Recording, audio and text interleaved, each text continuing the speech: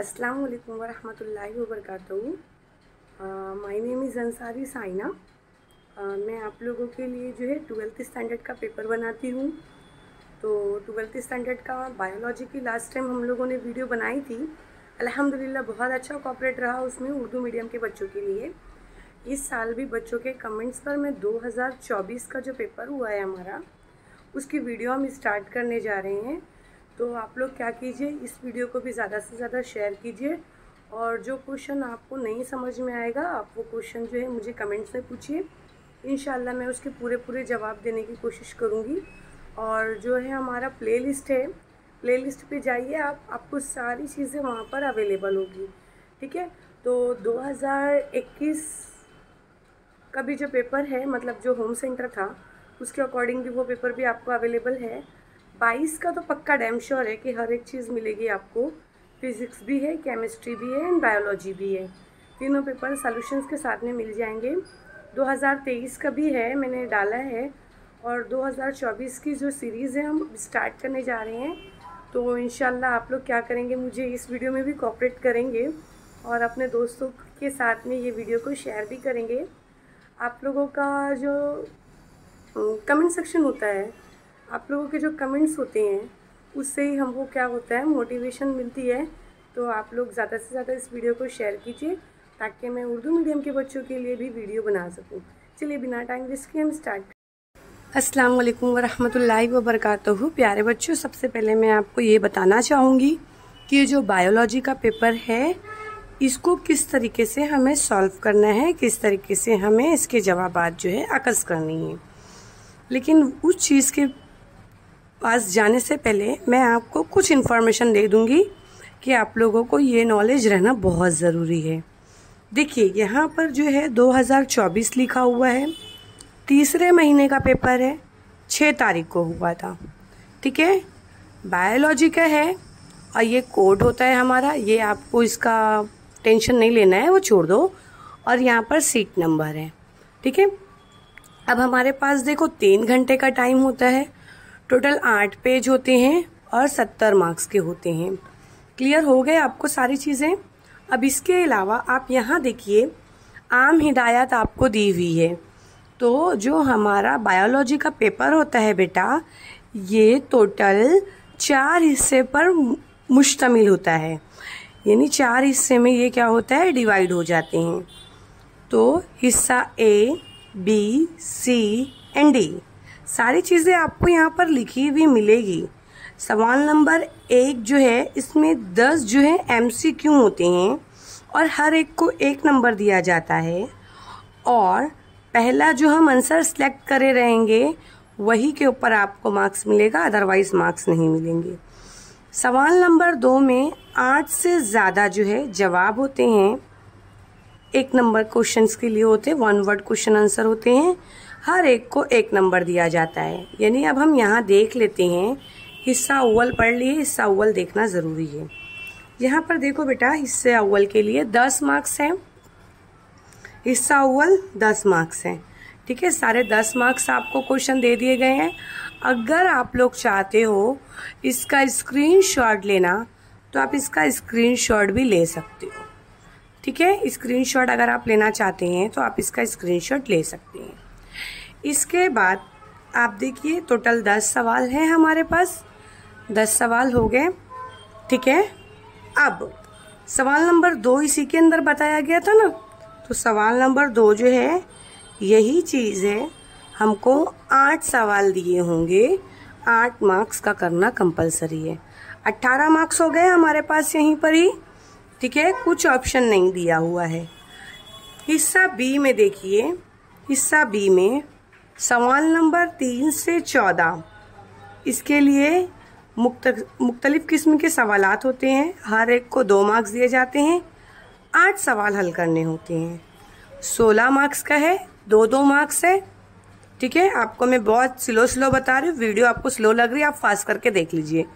सारे क्वेश्चन हैं, अगर आप चाहते हैं इसका स्क्रीनशॉट लेना तो आप लोग इसका स्क्रीनशॉट भी ले सकते हो। इसमें हमको सिर्फ और सिर्फ 8 सवाल ही करने हैं। सवाल नंबर 3 1 हो गया, 2, 3, 4, 5, 6, 7, 8, 9,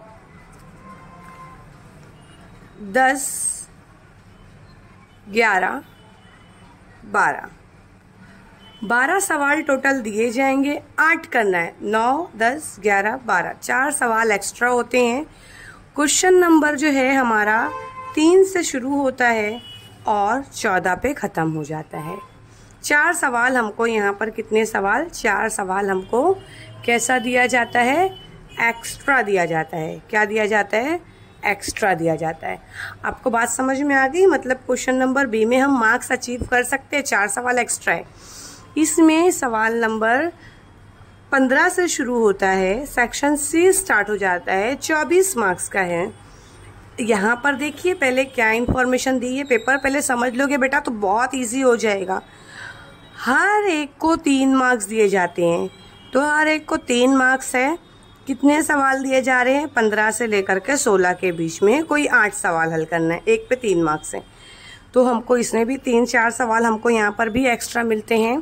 पहले आप लोग स्क्रीनशॉट ले लो, अगर आप लोगों को इसका स्क्रीनशॉट चाहिए तो आप इसका स्क्रीनशॉट ले सकते हो। इसमें भी 4 सवाल एक्स्ट्रा है। कहने की कुल मिला के बात कहने की ये है बेटा कि अगर आप लोगों ने सवाल नंबर जो है 15 से लेकर के 16 के बीच की तैयारी अच्छे से करते हो तो आपके मार्क्स यहीं पर ही 24 मार्क्स कवर होते हैं। बायोलॉजी इतना हार्ड नहीं है जितना हम समझते हैं, बहुत इजी अगर समझ के पढ़ेंगे तो। सेक्शन जो है हमारा डी, ये जो है चौथा सेक्शन है। इसके अंदर 12 मार्क्स होते हैं, सिर्फ और सिर्फ 3 सवाल हल करने हैं। क्या मज़े की बात है, अगर इस क्वेश्चन में से 2 या 3 सवाल हमको देखने के लिए या करने के लिए मिल जाएंगे तो कितने अच्छी बात होगी। हमको यहाँ पर 3 सवाल करने हैं। एक्स्ट्रा क्वेश्चन कितना दिया है? 1, 2, 3। तो हमको यहाँ पर 2 क्वेश्चन ही एक्स्ट्रा दिया हुआ है। तो आप लोग पिछले साल के सारे पेपर्स को देखिए ताकि आपको समझ में आएगा। चलिए ठीक है, अब हम क्वेश्चन आंसर स्टार्ट करने जा रहे हैं। चलिए शुरू करते हैं बिना टाइम वेस्ट के। बायोलॉजी का पेपर मैंने आप लोगों को सारी चीज़ें एक्सप्लेन कर दी है। आवाज़ थोड़ा ख़राब है, आप लोग कोऑपरेट कर लीजिए सर्दी होने की वजह से। देखिए बेटा, मैंने यहाँ पर आप लोगों को बता दिया है सवाल नंबर जो 1 है उसके अंदर 10 सवाल दिए जाएंगे, आपको सारे आंसर दिए गए हैं। नबातात में नमूई महरकाब जो होता है, ठीक है, तो उसका रुकावटी असर कौन होता है? हिबिस्कस एसिड होता है। दर्ज झेल में से कौन सा लैकोप्रिया का हिस्सा नहीं होता है? इंडक्टो। सबका आंसर आपको मिल गया है। देखो, कॉर्पस अल्बिनस और यहाँ पर जो है मियान मुसफ़ात गुजरूफ। और एड्स जो होता है ये कैसा होता है? जरासीम को सुई के ज़रिए से होता है। यानी एड्स जो है अगर हम कोई ऐसी इंजेक्शंस को यूज़ करें या नीडल्स को यूज़ कर रहे हैं जो बार बार एक ही अलग अलग मरीज़ों एक ही नीडल्स को बार बार जो है अलग अलग मरीज़ों पर यूज़ किया जाएगा तो उसके लिए एड्स हो जाता है। और आपको पता है कि जो हमारा खामरा होता है वो न्यूक्लियोटाइड का 8 से लेकर के 4 जो है इतना हिस्सा होता है।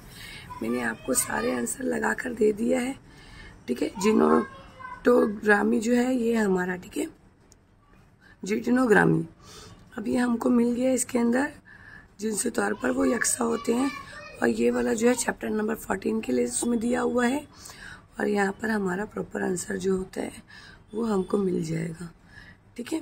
और ये भी चैप्टर नंबर 15 में दिया हुआ है, देख लीजिए।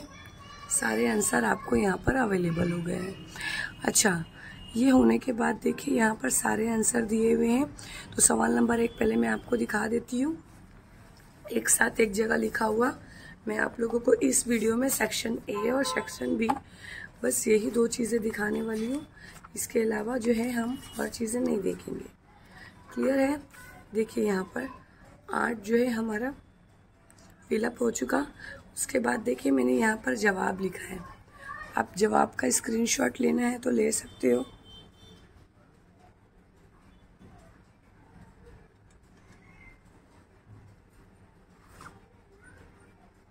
आप जवाब का स्क्रीनशॉट ले सकते हैं। देखिए मैं पढ़ करके भी बता देती हूँ ताकि आपको सारी चीज़ें क्लियरली मिल जाए। सवाल पहले पढ़ लेते हैं हम, क्योंकि यहाँ पर जवाब तो आपने ले लिया है। सवाल देखते हैं बेटा, बाकियाती उज़ू क्या है। बाकियाती उज़ू को एक नाम और दिया जाता है, उसे आसारी उज़ू भी कहा जाता है। तो आप लोग कंफ्यूज नहीं होना। जानदारों में तनज़्ज़ुल पज़ीर या नामुकम्मल नमू याफ्ता गैर फ़ाल हिस्से को क्या कहा जाता है? आसारी उज़ू कहते हैं, आसारी हिस्सा कहते हैं, या तो फिर बाकियाती उज़ू कहते हैं। ठीक है, जानदारों में नामुकम्मल नमू याफ्ता गैर फ़ाल हिस्से को आसारी उज़ू कहते हैं।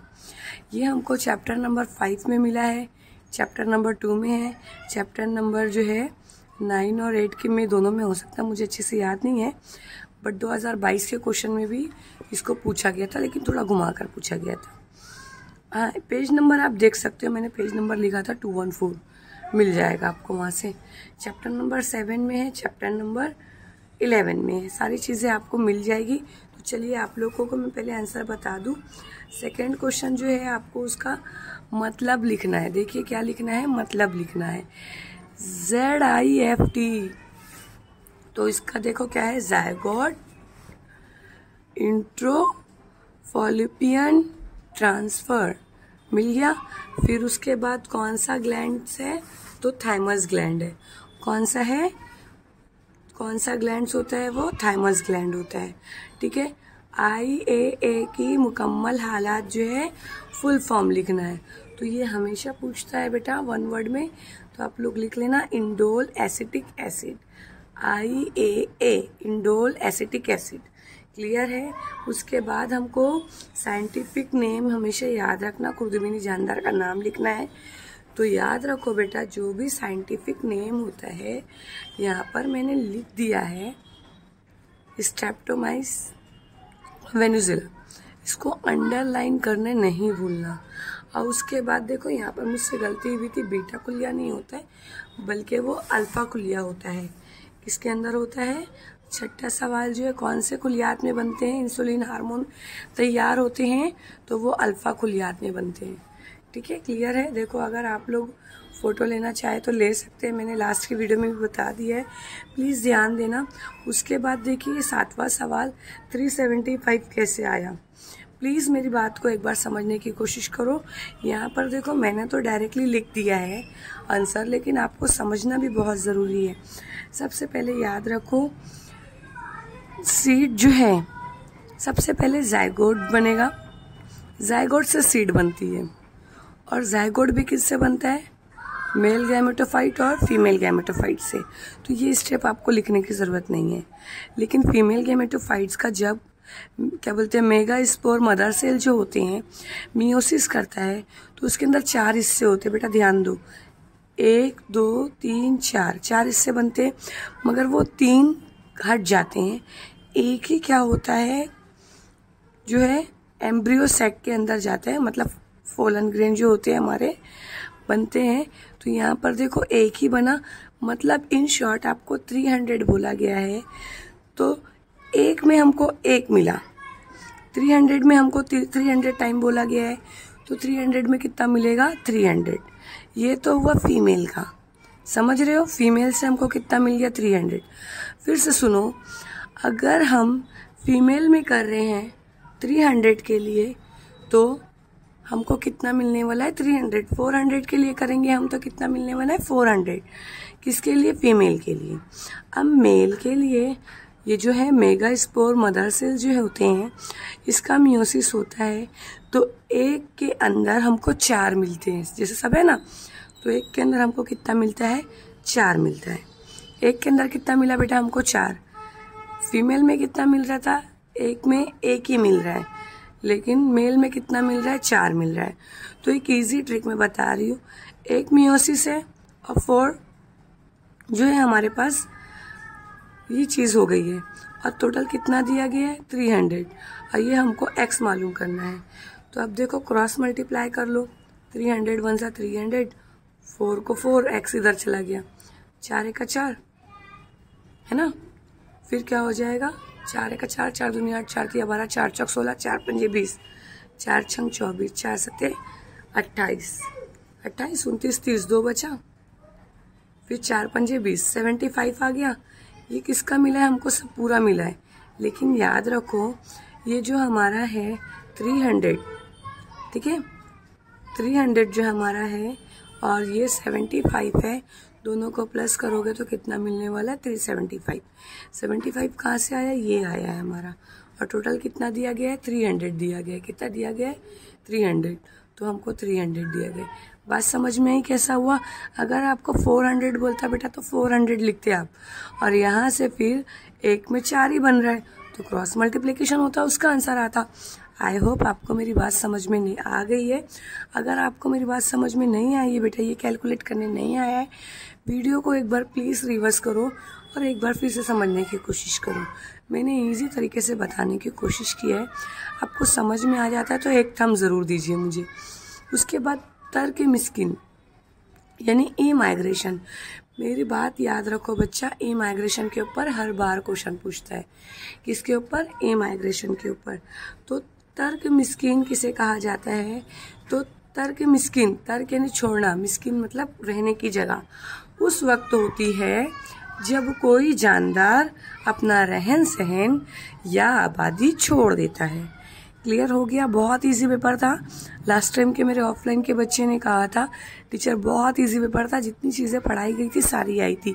तो इस बार के पेपर के अंदर मैं आप लोगों को बता रही हूँ, वो सारी चीज़ें करते जाओ। अब याद रखो बेटा, ये हिस्सा जो है हमारा 20 स्टार्ट होने जा रहा है। तो हमारा जो है मेंडल के बारे में एक क्वेश्चन पूछता ही पूछता है।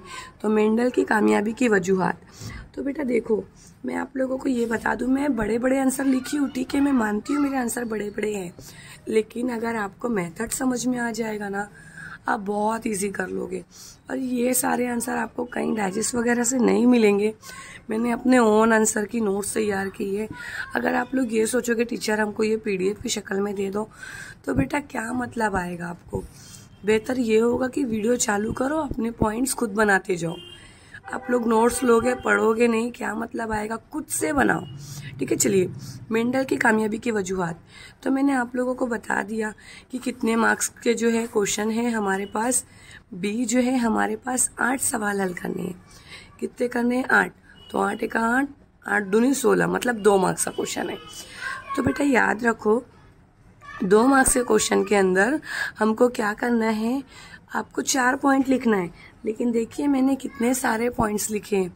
एक तो मनसूबाबंदी, अगर आपको ये लिखना है तो इसको बनाकर लिखो, बहुत अच्छा इम्पैक्ट जाएगा।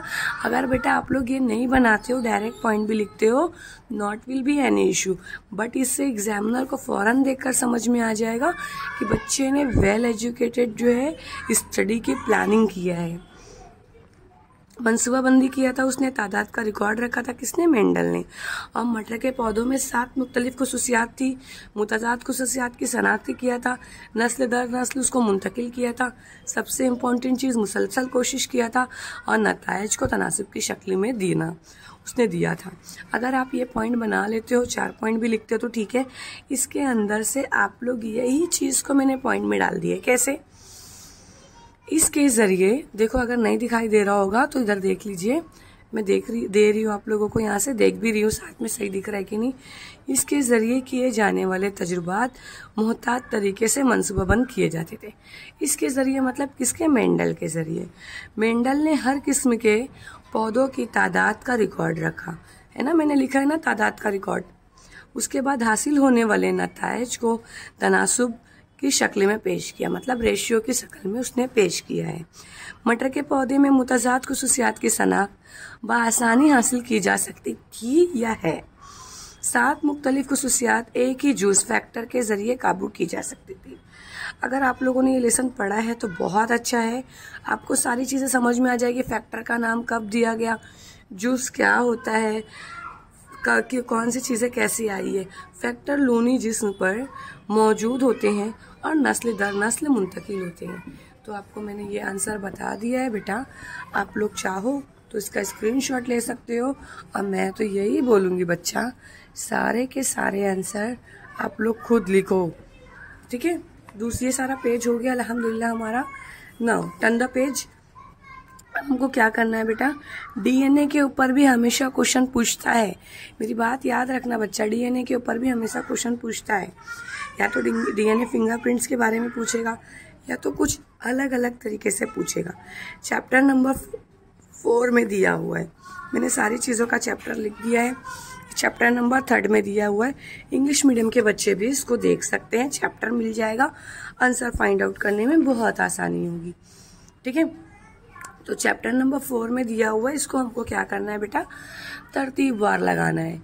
ठीक है, तो DNA फिंगरप्रिंट जो होती है हमारी, तो उसके मराहिल को सही तरतीब में नज़्म कीजिए, मतलब उसको सही स्टेप में लगाना है। तो सबसे पहले DNA की अलाहिदगी होगी, उसके बाद खामरी इंजाम होंगे, उसके बाद गैल इलेक्ट्रोफोरेसिस होगा, और चौथा वाला जो है लास्ट हमको क्या मिल रहा है, साउथर्न बोल्टिंग होगा। ठीक है, ये 4 टॉपिक आपको नंबर वाइज लिखना है। आप पहले ये लिखोगे, फिर नंबर 2, नंबर 3, नंबर 4, इस पॉइंट को मत डालिए। ठीक है, क्लियर हो गया।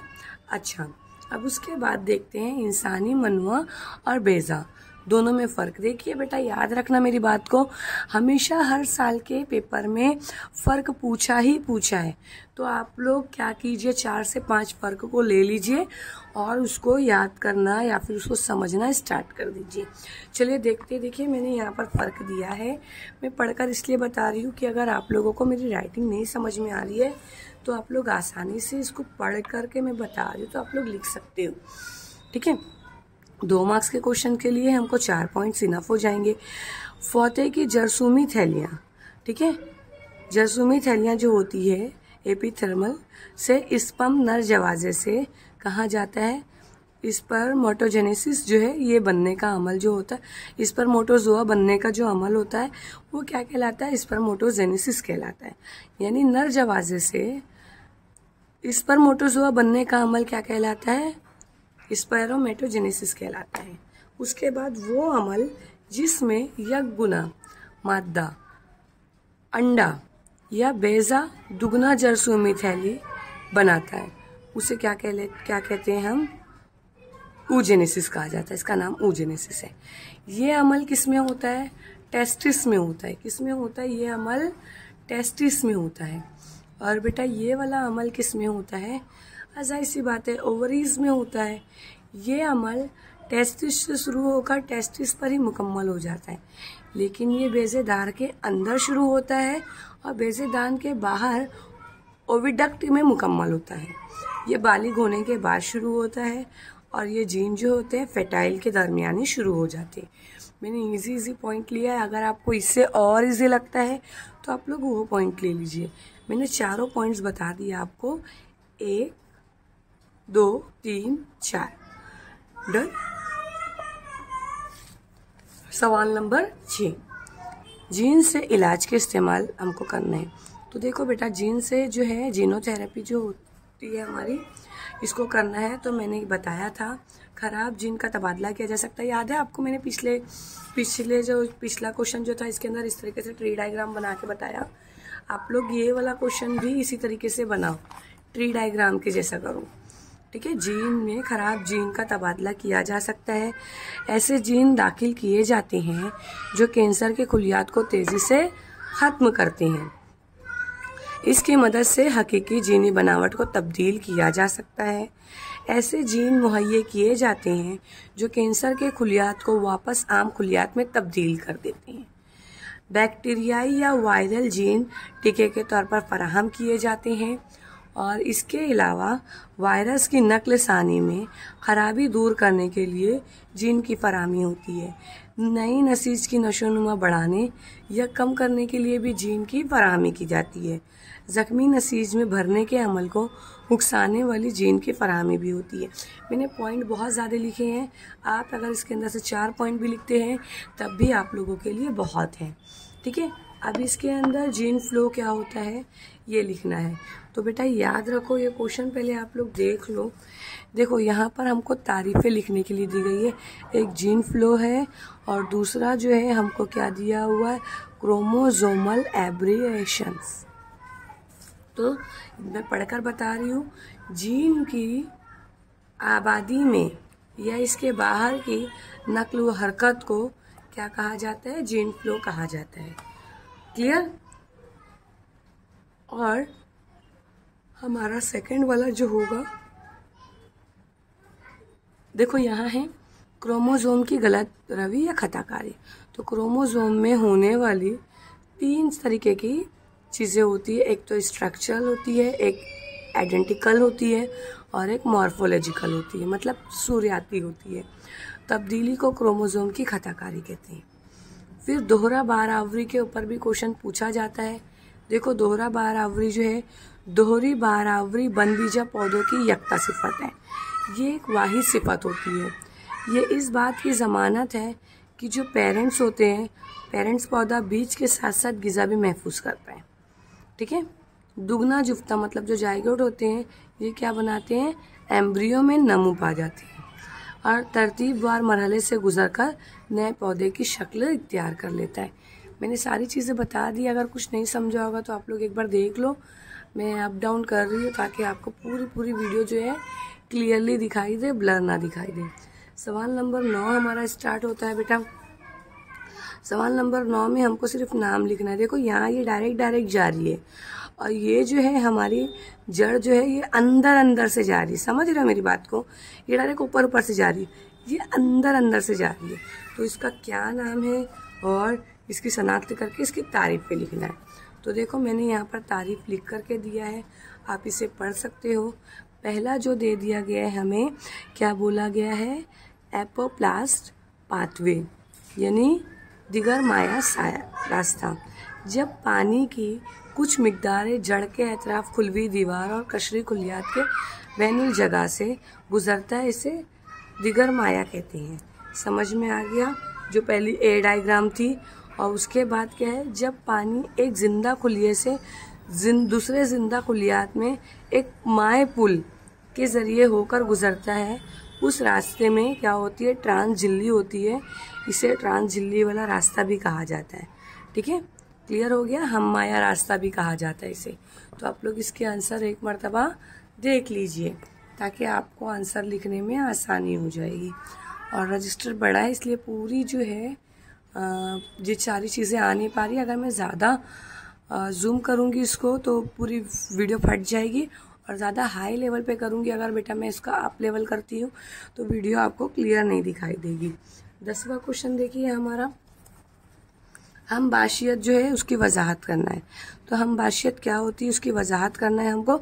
इसके ऊपर भी क्वेश्चन पूछा जाता है। तो देखिए मैंने लिख कर दे दिया है, पढ़ना मेरा काम है बच्चा, एक बार मैं पढ़ के बता दे रही हूँ। आप शॉर्ट करना चाहो तो शॉर्ट कर सकते हो। ये आपसी इश्तराक करने वाले दो अनवा को फ़ायदा पहुँचाता है। लाइकेन, देखो ऐसा लिखेंगे, फफूंद और ज़ियाई तालीफ करने वाली अलगी या साइनोबैक्टीरिया इस गहरी मेचो एसिड रिश्ते की नुमाइंदगी करती है। इस तरह फफूंद और आला पौधों की जड़ों में रिश्ते मालाए को ज़राज़ में नज़र आते हैं।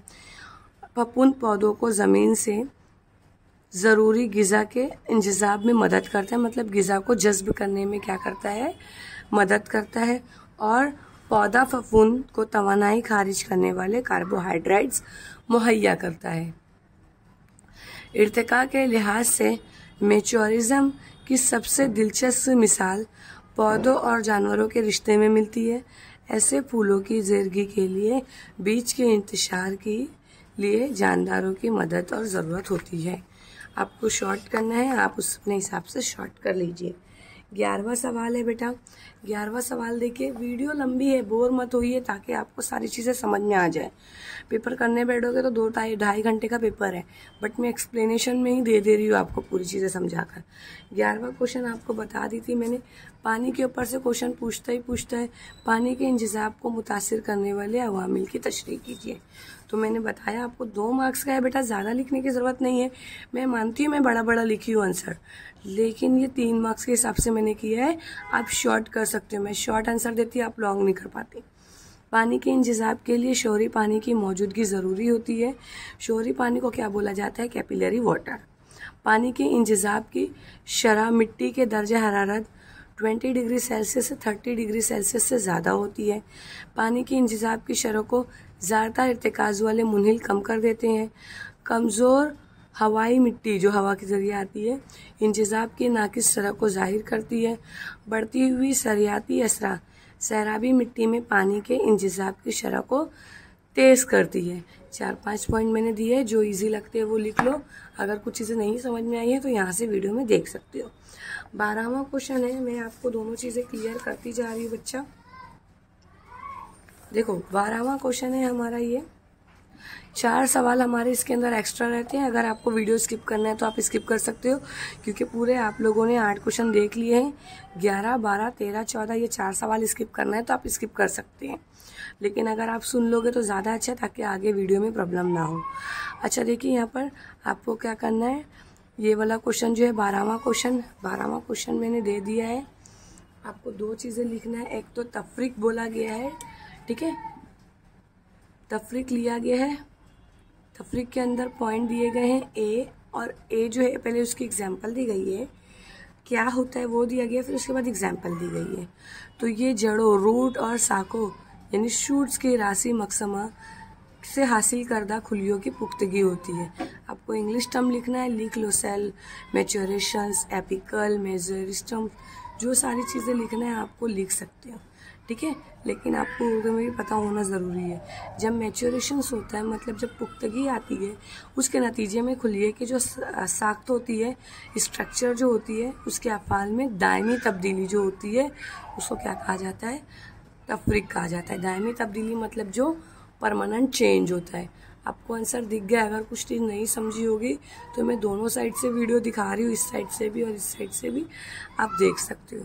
बी वाला देखिए, उसको क्या बोला जा रहा है, रीडिफरेंशिएशन। यहाँ पे पहले डिफरेंशिएशन बोला है, तफरीक बोला है, यहाँ पर क्या बोला गया है, रीडिफरेंशिएशन बोला गया है। तो फुकदान जो होते हैं, इसका मतलब दोबारा तफरीक। तो फुकदान, तफरीक, फुकदान यानी जिसकी किल्लत होती है, यानी डिफरेंशिएशन के ज़रिए तैयार करदा कुलियात की एक बार फिर तकसीम का करदगी और मखसूस फालियत यानी स्पेसिफिक फंक्शन का मुजाहरा करने की सलाहियत को खो देते हैं, उसे क्या कहा जाता है, दोबारा तफरीक कहा जाता है। एग्जाम्पल यहाँ पर दे दी गई है, देखो,